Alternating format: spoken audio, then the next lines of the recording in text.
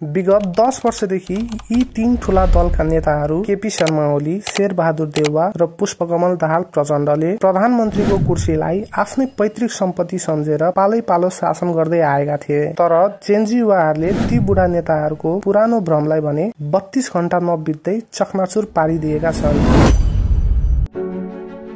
कसरी भ्रष्टाचार र सामाजिक सञ्जाल प्रतिबन्ध विरुद्ध सुरु गरिएको एउटा सामान्य शान्तिपूर्ण आन्दोलनले देशमा 100 वर्षभन्दा लामो समयदेखि कायम रहेको दलीय शासनको इतिहासलाई उल्टाइदियो त। यिनै कुराको उत्तर जान्ने प्रयास गर्नेछौँ आजको यस भिडियोमा। स्वागत छ यहाँहरू सम्पूर्णलाई। सो आउनुहोस् सुरुदेखि सुरु गरौँ। 28 अगस्त 2025 संचार तथा सूचना प्रविधि मन्त्री पृथ्वी सुब्बा गुरुङले 7 दिनको अन्तिम म्याद दिँदै फेसबुक, युट्युब, व्हाट्सएप लगायत 26 वटा सोशल मिडिया एपहरूलाई नेपालमा दर्ता गर्नुपर्ने अन्तिम सूचना प्रकाशन गर्दछन्। अर्कोतर्फ 2 वर्षदेखि सानो देश भनेर हेप्दै नेपालमा दर्ता हुन नमान्ने यी कम्पनीहरूले 7 दिने सूचनालाई किन टेर्नेवाला थिए र यसपटक फेरि त्यही कुरा दोहोरिन्छ। कुनै पनि एपले नेपालमा दर्ता हुन तयार छु भनेर न त कुनै अफिसियल व्यक्ति न त कुनै इमेल वा कल नै आउँछ। झन् रोचक कुरा त के थियो भने ती 26 वटा एपहरू मध्ये एउटा एप हाम्रो पात्रो त नेपालकै थियो। यस बेलासम्म नेपालले सूचना प्रकाशित गरेको 4 देखि 5 पटक भन्दा धेरै भइसकेको थियो र यो पटक भने स्थिति सरकारका लागि लाजमर्दो भइसकेको थियो। आफू सानो देश भएकै कारण यी ठूला कम्पनीहरूले आफूलाई हेपेको भन्दै प्रधानमन्त्री केपी शर्मा ओलीले 2025 सेप्टेम्बर 4 मा ती सबै एपमा ब्यान लगाउँछन्। मान्छे खुवाएर बाघ पाल्न सकिँदैन। नेपाल सरकारले आफ्नो देशको आत्मसम्मान जोगाउन उत्कृष्ट निर्णय लिएको भनेर सोचि नै रहन्छन् कि उता त्यसको ठ्याक्कै उल्टो परिणाम देखिन्छ। युवाहरूमा यस निर्णयलाई लिएर ठूलो असन्तुष्टि पैदा हुन्छ। सरकारले भ्रष्टाचार लुकाउन खोज्यो, ट्रान्सपेरेन्सी राख्न चाहेन, जनताले पाउनु पर्ने संचारको हक आफूबाट खोसियो भनेर प्रधानमन्त्री केपी शर्मा ओली चौतर्फी आलोचनाका शिकार बन्छन्। यति सबै हुनुमा टिकटकमा ट्रेन्डिङ भएको एउटा #नेपोकिड्स भन्ने ट्रेन्डले ठूलो भूमिका खेलेको थियो।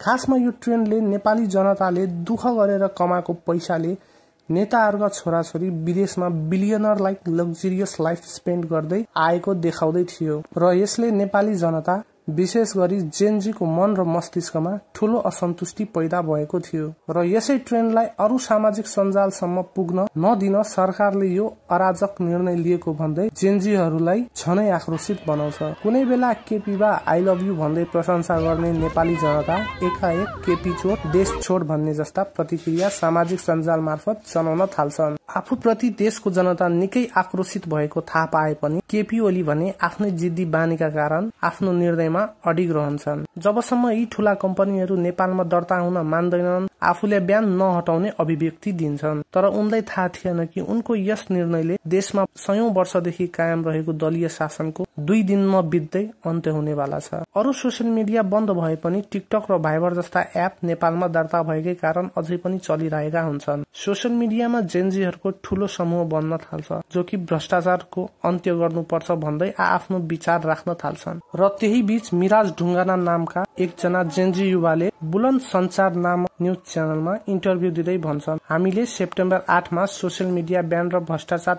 विरुद्ध प्रोटेस्ट गर्ने वाला छौं। त्यसै भिडियो पछि सुलभ गौतम र पुरुषोत्तम यादव नाम गरेका 2 जना जेनजी युवाहरूले विक्रम सम्वत 2082 भदौ 22 गते जिल्ला प्रशासन कार्यालय काठमाडौँबाट भ्रष्टाचार विरुद्ध भदौ 23 गते माइती घरमा शान्तिपूर्ण ढंगले आन्दोलन गर्ने भन्दै पत्र लिन्छन्। सो आन्दोलनमा काठमाडौँका मेयर बालेन्द्र शाहले फेसबुक स्ट्याटस मार्फत आफ्नो पूर्ण सहमति रहेको जनाउँछन्, जसले युवाहरूमाझ अझै जोश बढाइदिन्छ।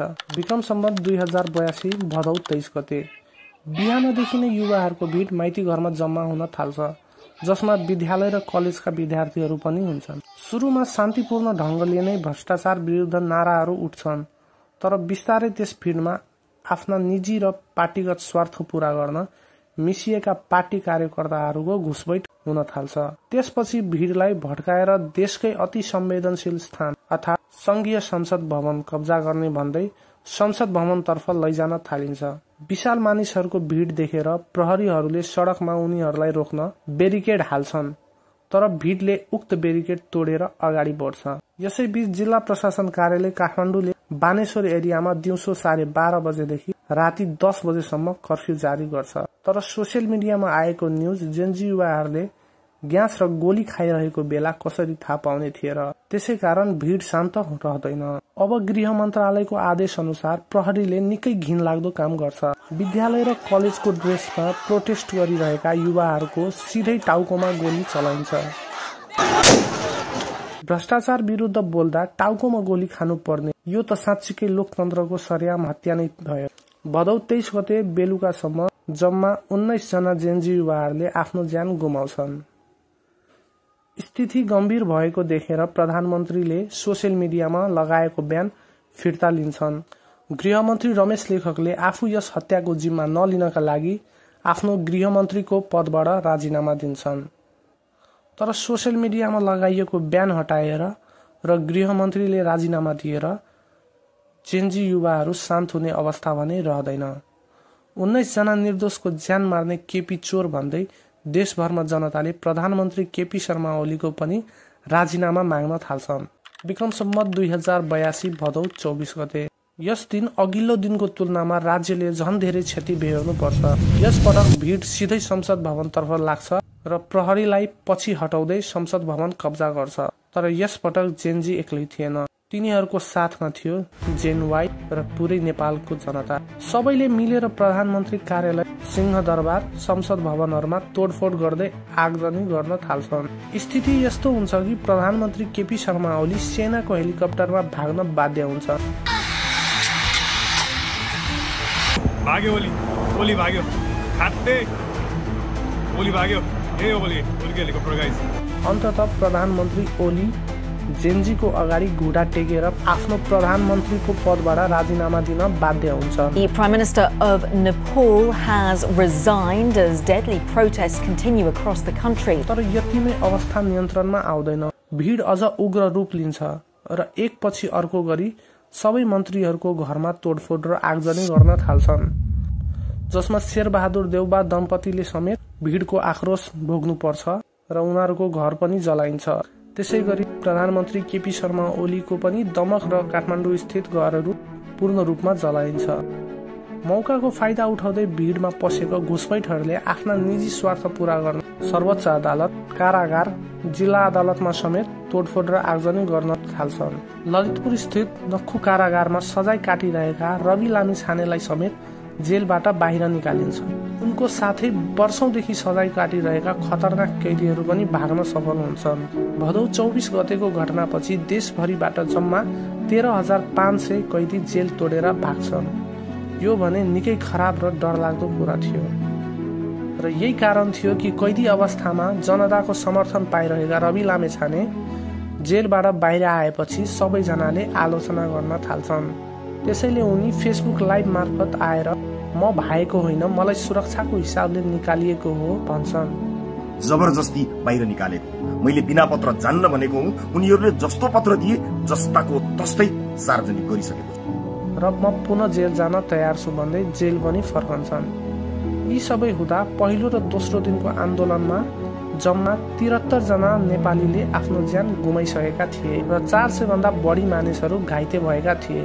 अर्को दिन हामी नेपाल नामक एनजिओका संस्थापक सुदन गुरुङले आफैलाई जेनजीको नेतृत्वकर्ता घोषित गर्छन् र उनीहरूले डिस्कोट मार्फत देशको अन्तरिम प्रधानमन्त्री बनाउने विषयमा भोटिङ पोल प्रयोग गर्छन्, जसमा सबैभन्दा धेरै मत पूर्व प्रधान न्यायाधीश सुशीला कार्कीको नाममा पर्छ। त्यसैले जेनजीले र सेनाका प्रमुख मिलेर सुशीला कार्कीलाई अन्तरिम प्रधानमन्त्री बनाउनका लागि राष्ट्रपति रामचन्द्र पौडेल समक्ष सिफारिस गर्दछन्। उक्त सिफारिस स्वीकृत भएसँगै सुशीला कार्की नेपालकी पहिलो महिला प्रधानमन्त्री बन्छिन्। Sushila Karki is a former Chief Justice and will be Nepal's first female Prime Minister. But wait, Gen Z आन्दोलन केवल नेपालमै सीमित छैन, यो विश्वव्यापी बनिसकेको छ। यसको अन्तर्राष्ट्रिय परिवेश झन रोमाञ्चक र केही हदसम्म डरलाग्दो पनि छ। तर अब प्रश्न उठ्छ, यो आन्दोलनको सुरुवात हुनुमा कुन कुन देशहरूको संलग्नता छ? कसरी साना र आर्थिक रूपले कमजोर राष्ट्रहरूलाई यसको शिकार बनाइदैछ र यो आन्दोलनले उनीहरूलाई के फाइदा हुनेवाला छ? यदि तपाईहरू यो आन्दोलनको अन्तर्राष्ट्रिय प्रभाव र विश्वव्यापी खेल बुझ्न चाहनुहुन्छ भने तल कमेन्ट बक्समा We Want Part 2 लेख्नुहोस्। हजुरहरूको कमेन्टले हामीलाई भिडियो बनाउन मोटिभेट गर्नेछ। तपाईहरूको कमेन्ट पछि हामी त्यस विषयमा अर्को विशेष भिडियो लिएर आउनेछौँ। भिडियो हेरेर साथ दिनुभएकोमा सम्पूर्णलाई धन्यवाद। भिडियो मन परे लाइक गरी च्यानललाई सब्स्क्राइब गर्न नबिर्सिनुहोला। फेरि भेट्नेछौँ अर्को भिडियोमा। हस्त, धन्यवाद।